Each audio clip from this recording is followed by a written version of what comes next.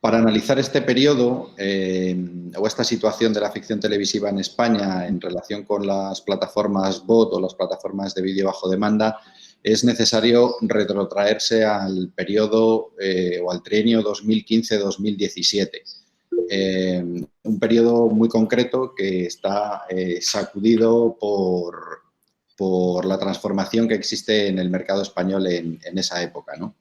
En primer lugar, la industria venía lastrada por las consecuencias de la crisis económica de 2008. Existía una crisis manifiesta en la televisión de pago, había recortes en la inversión de las cadenas por la crisis, cierta también debilidad y asfixia incluso en las televisiones públicas, y en general se estaba produciendo un retroceso desde el punto de vista de la producción de contenidos en las series de televisión en España, ¿no? Esto había llevado a un descenso de la producción bastante elevada, casi al nivel de la época de la llegada de las televisiones privadas a España, es decir, estamos hablando de 1989-1990. Y además algunos investigadores han calificado a este periodo también como un momento de regresión creativa, ¿no? Y quizá la mayor regresión creativa en la historia reciente del medio, ¿no? Además, los vídeos bajo demanda, estas plataformas ya habían arribado a España y habían comenzado a poner sus particulares plicas, ¿no? Ya tenían presencia en el mercado español Filmin en aquel momento, Wacky, que era el nombre comercial que anteriormente tenía Rakuten, y Jombi, que era la aplicación que utilizaba Movistar, Canal Plus, en aquel momento.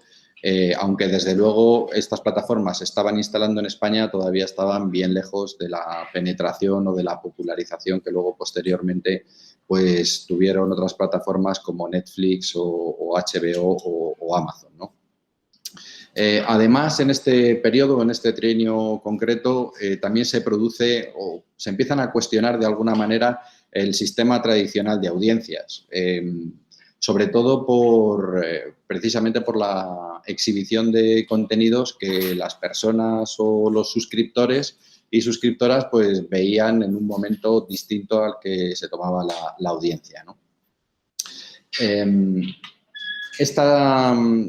Esta propuesta o esta panorámica apunta a un objetivo analítico. En concreto, la intención es trazar como una especie de panorámica breve de la situación de la ficción española en España en el momento en el que se asientan los sistemas de vídeo bajo demanda, ¿no? Como digo, un momento importante y un momento relevante dentro de la televisión, porque estamos hablando de un momento de transformación en el sistema televisivo, ¿no? El abordaje se realiza con un objeto de investigación concreto, en este caso son las series de televisión españolas del siglo XXI, y la hipótesis pues, es que efectivamente las plataformas de vídeo bajo demanda de alguna manera contribuyen también a la transformación de este sistema, ¿no? Las series de televisión actualmente son un género de los denominados estrellas, junto con los deportes y algunas películas, algunas producciones cinematográficas, fundamentalmente por varias razones. En primer lugar, por la capacidad que tienen de fidelizar audiencias, decimos audiencias que conllevan anunciantes o suscriptores, y además las series de televisión son capaces de generar recursos adicionales, ¿no? Incluso en mercados secundarios. Hablamos desde la comercialización de los DVDs o marketing o incluso hasta las rutas turísticas que están proliferando también a partir de determinadas series de éxito, ¿no? Y por otro lado, además, las series de televisión también proporcionan las ventas internacionales, que es una de las cuestiones pues, que producen mayor cantidad económica, ¿no? Sin embargo, las series de televisión en realidad no son un producto barato. Bueno, más bien todo lo contrario. Es un producto televisivo que requiere de fuertes inversiones económicas, que hasta la iniciativa de Movistar normalmente pues, había quedado siempre en manos de las televisiones generalistas. El sistema televisivo, como digo, se produce en estos años o experimenta una profunda transformación, ¿no? En resultado de las tecnologías, por una parte, y por otro lado, de la distribución y el consumo, ¿no? Se aceleran los cambios por el establecimiento de las plataformas de vídeo bajo demanda. Esto consiguen, además, desde el primer momento, una enorme penetración en el mercado. Y además apuestan por producciones originales, ¿no? Todas estas circunstancias, a pesar de algunas voces que surgen en las cuales se cuestiona la televisión o se dice que, bueno, precisamente por la aparición y por la llegada de estas plataformas o de estas tecnologías, la televisión tradicional puede desaparecer, pero lo cierto es que no ha sido así. Es más, de alguna manera la televisión también, la tradicional, se ha revitalizado precisamente propiciando un mayor aporte de la ficción televisiva. Hablamos de un momento, como dice Ellis, que denomina la televisión de la abundancia, ¿no? Se distinguen tres fases alrededor de esta circunstancia. Una primera fase que va desde los años 50 aproximadamente hasta finales de los años 80, que es la denominada la televisión de la escasez, ¿no? Existen pocos canales en comparación con la actualidad y escasos aparatos. Le sigue una segunda fase que va desde los años 80 hasta la transición del cambio de siglo, que esta fase se le denomina la televisión de la cantidad, ¿no? Comienzan a proliferar canales de pago, canales vía satélite, canales también autonómicos, es decir, se produce un mayor número de canales y en general se produce una mayor competencia. Y ahora, esta tercera fase, como mencionábamos, es la fase de la televisión de la abundancia, ¿no? También denominada el marketing o la época de la imagen de marca, ¿no? Del marketing de marca de las televisiones. La televisión de la abundancia lo que propone es que uno puede ver lo que uno quiera en el momento que uno decide, ¿no? Principalmente. Es decir, se crea o se conforma un entorno complejo donde las cadenas tradicionales, de alguna manera, establecen relaciones de competencia, pero también de colaboración con las plataformas de vídeo bajo demanda. Es decir, sí que es cierto que están disputando continuamente el hecho de contratar a creadores o, de manera más evidente, se disputan el tiempo de consumo de los suscriptores y de la audiencia en general, pero también se alían en determinadas circunstancias. Por ejemplo, en la explotación conjunta de los contenidos a partir de distintas fórmulas comerciales, tanto de producción como de distribución. En la foto de la diapositiva se puede ver a Vince Gilligan, el creador de Breaking Bad, que cuando recoge el Globo de Oro, lo primero que hace es acreditar públicamente a Netflix precisamente por la supervivencia de la serie. Esta serie, bueno, ya es de todos conocido, había sido emitida por el canal de cable básico AMC y había tenido una audiencia, o sea, no funcionaba mal, pero bueno, digamos que mantenía unos niveles discretos de audiencia, ¿no? Sin embargo, a partir de las dos últimas temporadas y de la reproducción de Netflix, bueno, pues las dos últimas temporadas efectivamente fueron un enorme gancho comercial, ¿no? Y de hecho, bueno, pues se estima que la audiencia de la serie se pudo triplicar precisamente por esta circunstancia, ¿no? Y no solo eso, se triplicó la audiencia y además le permitieron al propio Gilligan pues, nuevos proyectos, ¿no? Entre otras cosas, una serie heredera, Better Call Saul, con varias temporadas ya en emisión y un largometraje, ¿no? El Camino, la película de Breaking Bad que se estrenó el año pasado, ¿no? Bueno, sin extender mucho sobre Netflix, hay que comentar que en su origen era un servicio de videoclub que orientó su negocio a la distribución de contenidos a través de Internet y que uno de los principales hallazgos fue precisamente la creación de una tarifa plana, ¿no?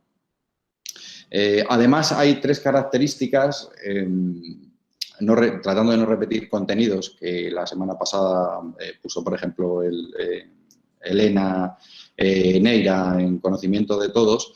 Hay tres características que hacen a Netflix una plataforma especialmente atractiva para la audiencia, ¿no? En primer lugar, el catálogo, tener un catálogo muy amplio y variado con toda clase de títulos, es decir, colocar el contenido premium directamente en la base en cuanto al acceso a distintos títulos. En segundo lugar, el tema de la tarifa económica, con la ayuda además de no tener necesidad de la permanencia obligatoria durante un tiempo. Y en tercer lugar, bueno, un conjunto de posibilidades, ¿no?, que tienen que ver, por ejemplo, con la facilidad de navegación o también la calidad de la imagen, el algoritmo de la búsqueda de contenidos afines o, qué sé yo, la accesibilidad, por ejemplo, desde múltiples dispositivos o el hecho de que se permitan compartir distintos accesos. Bueno, pues todas estas características o estas circunstancias hacen de Netflix efectivamente una de las plataformas pues especialmente atractivas, ¿no?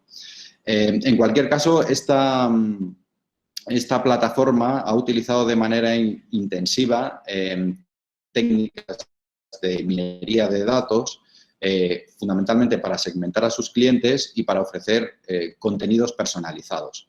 Lo que ha llevado a la compañía a una línea de negocios que tiene que ver con contenidos originales adaptados a las necesidades de los suscriptores y de las suscriptoras que tienen. El desembarco de las plataformas de vídeo bajo demanda en España, bueno, lo tenemos aquí en la diapositiva. Se puede ver cómo Netflix desembarca en octubre del 2015, posteriormente lo hace HBO España y Amazon Prime en el 2016, Sky, Filmin y Rakuten lo hacen en el 2017. Bueno, de todos es conocido que este tipo de plataformas no publica los datos del número de suscriptores, pero sí que los estudios de la Comisión Nacional de los Mercados y la Competencia acreditan que estas plataformas tuvieron una inmediata y rápida penetración en el mercado español, ¿no? Es decir, en el segundo semestre del año 2017 ya estaban suscritos un 25% de los hogares en España con acceso a Internet, por ejemplo, ¿no?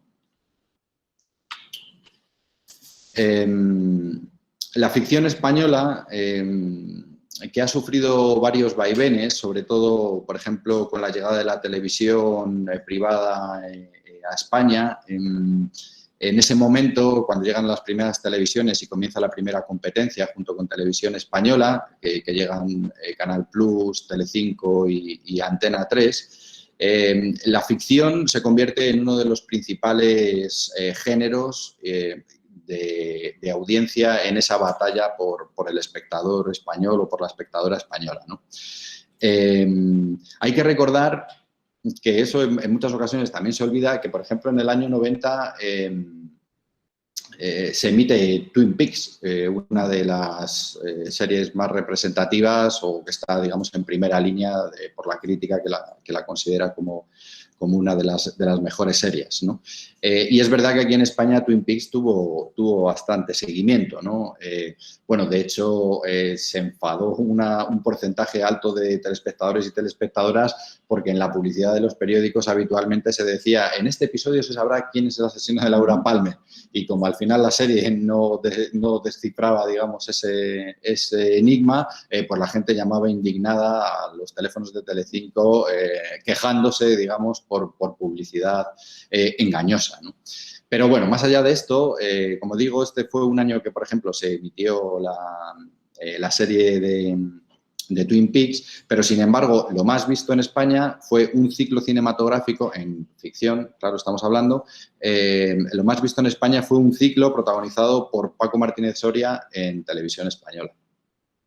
Y lo segundo más visto fue una telenovela llamada Cristal, que bueno, en aquel momento se convirtió en un auténtico fenómeno de seguimiento, ¿no? Muchísimo más por encima, desde luego, que series del estilo de Twin Peaks, ¿no?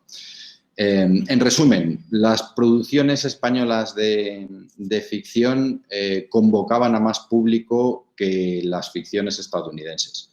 Y, de hecho, este es el momento en el que, de alguna manera, la ficción televisiva se convierte en una especie de consolidación industrial, ¿no? Que han acreditado algunos investigadores que han investigado el periodo que estamos comentando, ¿no? Sin embargo, en la crisis del 2008 y en el impacto en la industria televisiva se aprecia más bien en el año 2010, ¿no?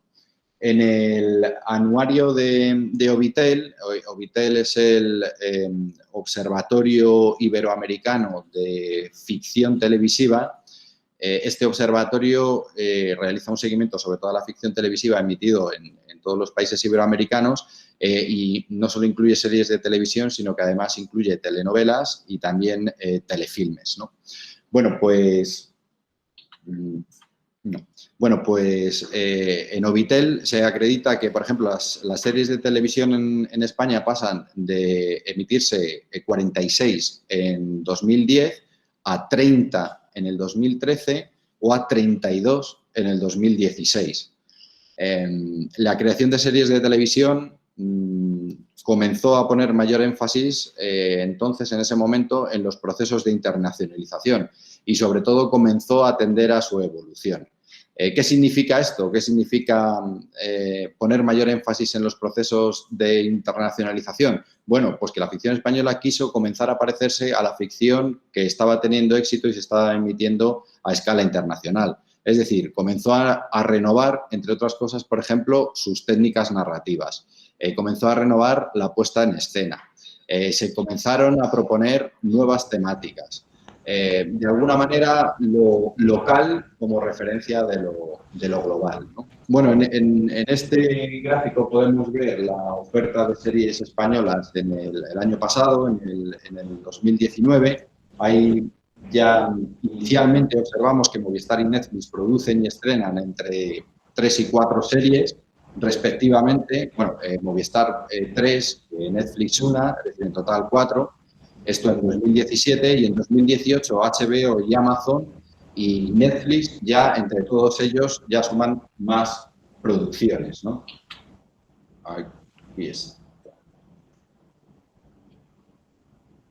Este es el total y esto es desglosado por los distintos operadores principales, ¿no? Así podemos observar que en el periodo de 2017-2018 el mercado de series de televisión protagonizado por la televisión en abierto, es decir, por Televisión Española fundamentalmente y por A3 Media, pero a partir de ese momento ya comienza a destacarse un movimiento de los servicios de vídeo bajo demanda y de la televisión de pago, ¿no? Con lo que se evidencia que se apuesta de forma significativa por la producción de ficción original seriada. Ahí.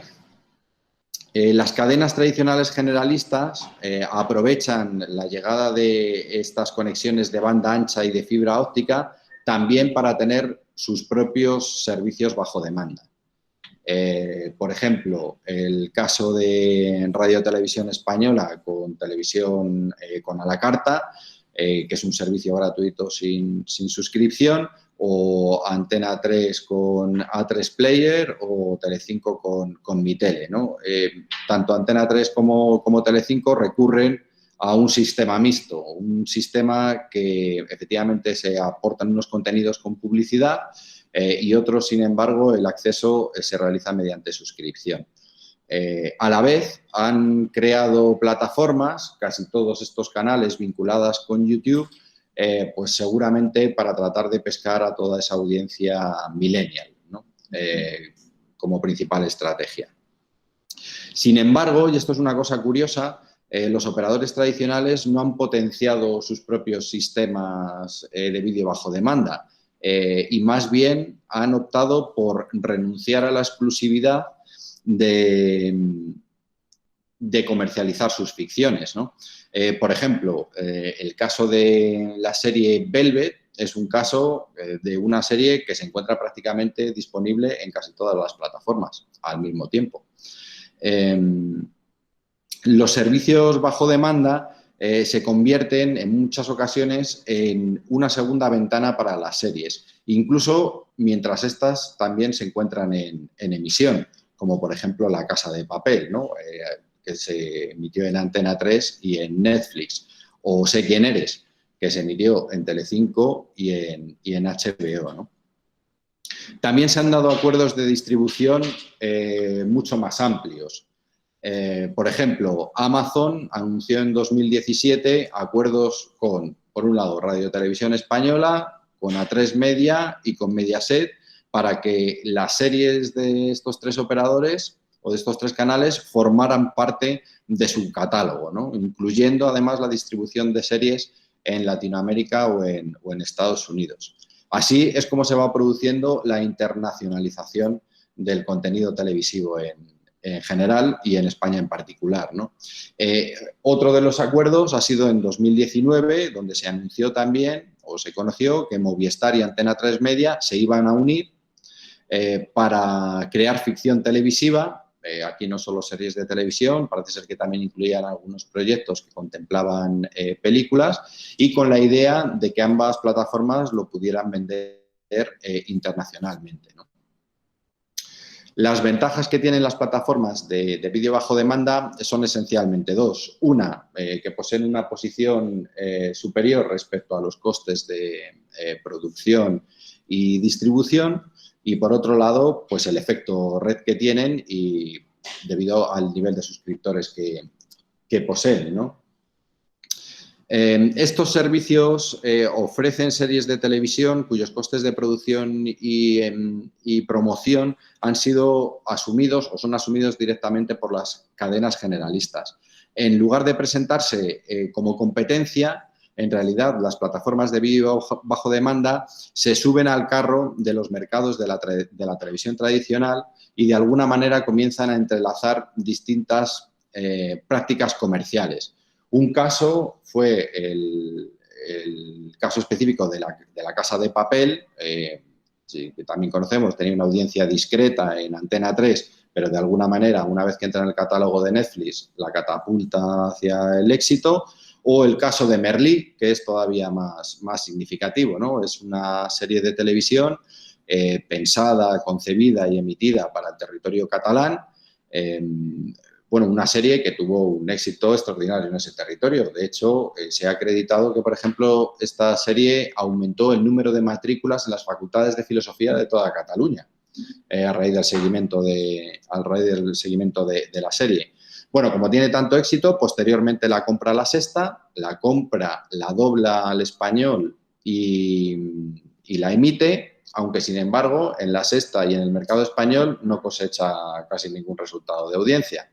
Finalmente, Netflix la incorpora a su catálogo y, bueno, la propulsa totalmente al mercado internacional y concretamente al mercado en Latinoamérica, donde Merlí se convierte en un auténtico éxito.